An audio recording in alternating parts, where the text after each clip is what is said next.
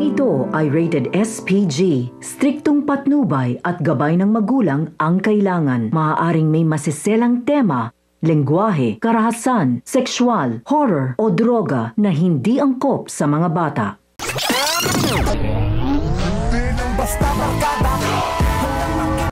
Dahil tanggap na nga ni Marites ang sitwasyon nila ni Rigor at Lena ay wala na nga siyang magagawa kundi pakisamahan na lang si Lena upang matahimik ang kanilang pamamahay.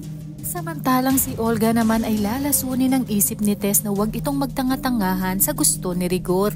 Ayon nga kay Olga na si Tess ang original na asawa ni Rigor, dapat umano ay si Tess ang masusunod at hindi si Lena. Sinulsula naman ni Olga itong si Marites na lumaban at kasuhan umano nito sina Rigor at Lena, lalo pa ngayon na matibay ang ebidensya ni Tess dahil nagdadalang tao nga ang kabit ni Rigor na si Lena. Habang si Lena naman ay nagre-reyna-reynahan at kung umasta nga siya ay tunay na asawa ni Rigor, batid kasi ni Lena na hindi siya basta-basta bibitawan ni Rigor, lalo na ngayon na dinadala niya ang anak nila ni Rigor. Ang ipinagbubuntis nga ni Lena ang gagamitin niya upang mapilitan si Rigor na paalisin si Tess sa bahay nito. Nakita nga ni Tess na inutusan ni Lena si Camille upang maglaba ng kanyang maruruming damit, kaya naman agad siyang sinita ni Tess. Sinabi nga ni Lena na buntis siya at hindi pwedeng mapagod.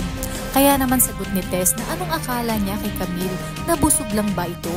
Ayon pa nga kay Tess na hindi porket pumayag siya na tumira si Lena sa kanilang bahay ay aasta na ito na parang asawa ni Rigor dahil wala umanong ibang asawa si Rigor kundi siya lang at wala ng iba.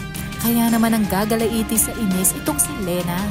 Sa kabilang banda matapos ng kumain nila Bubbles at Tanggol kasama sina Jelly at Emong sa parisan ni Frida ay umalis na nga ang mga ito.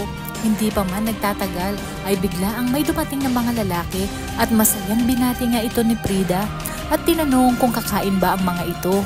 Maya-maya pa sa pagtalikod nga ni Frida ay bigla na lang siyang tinutukan ng mga ito at pinagtulungan siyang bugbugin at kinuha ang lahat ng kanyang mga pera at mamahaling alahas. Maging ang benta nga ni Frida sa araw na yon ay tinangay ng mga kalalakihan.